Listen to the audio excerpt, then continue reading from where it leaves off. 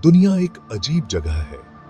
हम वही देखते हैं जो हमारे सामने होता है, वही सुनते हैं जो हमारे आसपास होता है। लेकिन वो क्या जो हम महसूस नहीं कर सकते? अंधेरे में होने वाली फुसफुसाहट, वो ठंडा स्पर्श जब आसपास कोई नहीं होता। ये है अनदेखी दुनिया का क्षेत्र, भूतों और आत्माओं की दुनिया। कहानियां जो आपकी रूह कंपा देंगी, कहानियां जो धीमी आवाज में सुनाई जाती हैं। ये सिर्फ कहानियां नहीं हैं, ये असली मुलाकातें ही थे।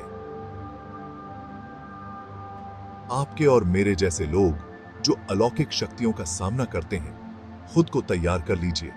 आप एक ऐसी दुनिया में कदम रखने वाले हैं जहां दहशत का राज है। ये सच्ची भूतिया घटनाएं हैं, ये आपकी रूह तक को हिलाकर रख देंगी। राजस्थान के रेगिस्तान में एक पुरानी हवेली वीरान पड़ी थी। स्थानीय लोग इसके भूतिया अतीत के किस्से सुनाते थे। कोई भी उसके पास जाने की हिम्मत नहीं करता था। एक दिन दोस्तों के एक ग्रुप ने हवेली एक्सप्लोर करने का फैसला किया। वो जवान और उत्साही थे। उन्होंने कहानियों का मजाक उड़ाया। उन्हें जल्द ही अपने इस घमंड का पछतावा होगा। जैसे ही उन्होंने हवेली में प्रवेश किया, हवा भारी हो गई। उनकी रियर एज की हड्डी में एक अजीब सी सिहरन दौड़ गई।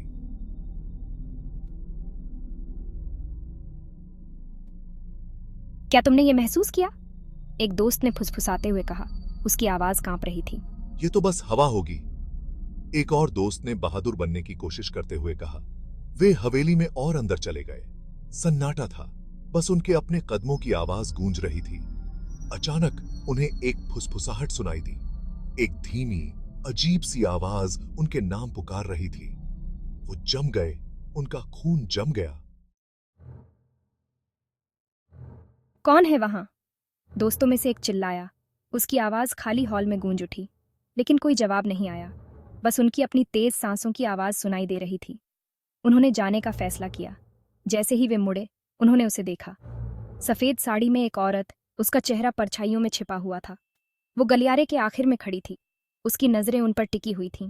भागो! एक दोस्त चिल्लाया और वो सब मुड़े और भागे। वो हवेली से बाहर भागे। उनके दिल उनकी छाती से बाहर आने को हो रहे थे। उन्होंने पीछे मुड़कर नहीं देखा। उन्होंने उस रात के बारे में फिर कभी बात नहीं की। लेकिन फुसफुसाती आवाजों और सफेद साड़ी वाली औरत की याद उनके सपनों को डराती रही। मुंबई शहर के बीचों बीच एक खाली पड़ा अस्पताल भुला दिया गया था। यह कभी इलाज की जगह हुआ करती थी, अब भटकती आत्माओं का ठिकाना। स्थानीय लोग अजीब आवाजों और भयानक सायाओं के किस्से सुनाते थे। कुछ का कहना था कि ये उन मरीजों की आत्माएं हैं जो कभी नहीं गए। एक युवा डॉक्टर जो इन कहानियों पर यकीन नहीं करता था, उसने अस्पताल में एक रात बिताने का फैसला किया। वो साबित करना चाहता था कि भूत सिर्फ कल्पना है। सिर्फ एक टॉर्च के साथ उम्मीद आती थी ही की उसने वीरान इमारत में प्रवेश किया। हवा सड़ांध और दवा की गंध से भरी हुई थी।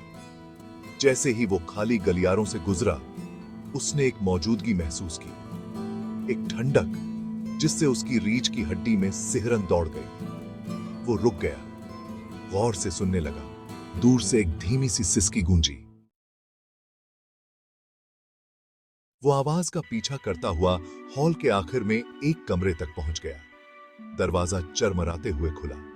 अंदर एक धूल से भरा बिस्तर और एक कुर्सी थी।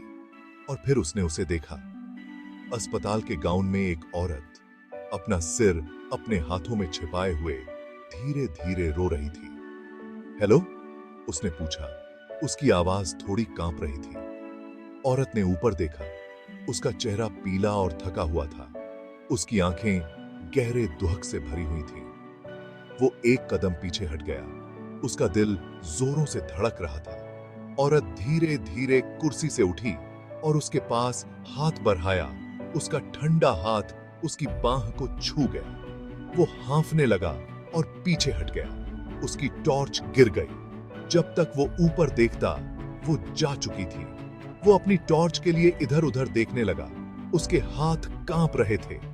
वो अस्पताल से बाहर भागा। उसने पीछे मुड़कर नहीं देखा। वो कभी वापस नहीं गया। रोती हुई औरत वहीं रही, अस्पताल के दुखद अतीत की एक भयानक याद। हाईवे के एक सुनसान रास्ते पर एक ट्रक ड्राइवर रात में गाड़ी चला रहा था। उसने कहानियां सुनी थीं, एक भूतिया सवारी की कहानियां, सफेद ड्रेस में एक जवान औरत। कहते थे वो धुंधली रातों में दिखाई देती है और लिफ्ट मांगती है, लेकिन उसने उन्हें अंधविश्वास कहकर खारिज कर दिया। एक रात जैसे ही हाईवे पर घना कोहरा छा गया, उसने उसे देखा, सड़क के किनारे खड़ी, अपना अंगूठा बाहर निकाले हुए।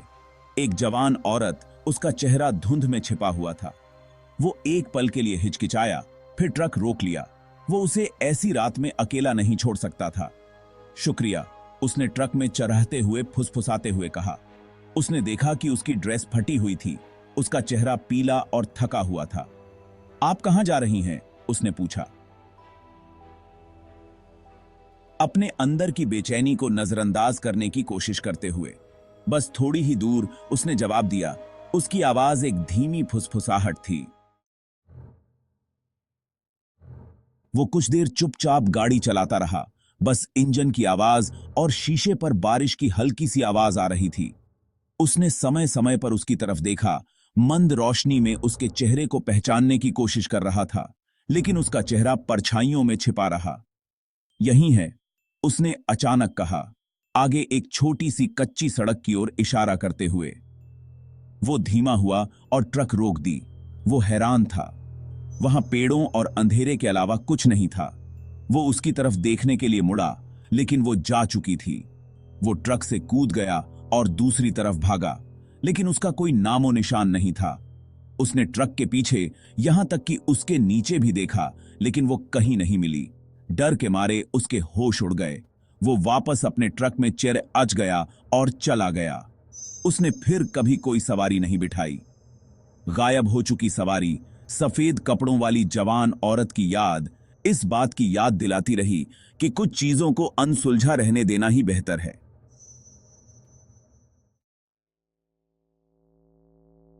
भूतों से हुई असली मुलाकातों की अनगिनत कहानियों में से ये कुछ ही कहानियां हैं। कहानियां जो हमारी रियर एज की हड्डी में सिहरन पैदा कर देती हैं और हमें हकीकत पर सवाल उठाने पर मजबूर कर देती हैं। क्या ये सिर्फ कहानियां हैं, या इन भयानक कहानियों में कुछ और भी है? सच्चाई ये है कि हम शायद कभी यकीन से नहीं जान पाएंगे, लेकिन एक बात तो तय है, दुनिया रहस्यों से भरी है। रात में अजीब और गरीब आवाजें, अंधेरे में फुसफुसाहट, परछाइयां जो तब हिलती हैं जब हम नहीं देख रहे होते हैं। तो अगली बार जब आप अंधेरे में अकेले हों, तो इन कहानियों को याद रखना और गौर से सुनना। आप कभी नहीं जानते कि आपको क्या सुनाई दे जाए। अनदेखी दुनिया आपके ख्याल से कहीं ज्यादा करीब है। ये हमें परछाइयों में फुसफुसाती है, अंधेरे से हमें अपनी ओर बुलाती है। ये कहानियां एक चेतावनी का काम करती हैं, एक याद दिलाती हैं कि हम अकेले नहीं हैं। हमारी समझ से परे भी कुछ शक्तियां काम कर रही हैं। तो सावधान रहें, सम्मान करें और सबसे जरूरी, डरें, बहुत डरें।